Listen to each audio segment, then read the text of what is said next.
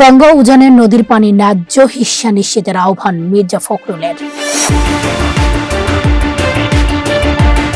গঙ্গা তিস্তা উজান থেকে আসা সব নদীর পানি ন্যায্য হিস্সা নিশ্চিত করতে জনগণকে ঐক্যবদ্ধ হওয়ার আহ্বান জানিয়েছেন স্থানীয় সরকার মঞ্চ বিএনপির মহাসচিব মির্জা ফখরুল ইসলাম আলমগীর।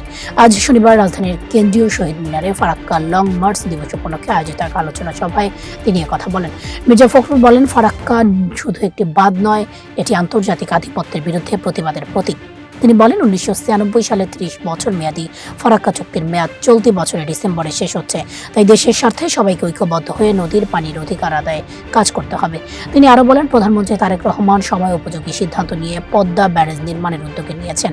এর মাধ্যমে দক্ষিণ ও পশ্চিমাঞ্চলে মরুকরণ ও লবণাক্ততার সমস্যা মোকাবিলা করা সম্ভব হয়।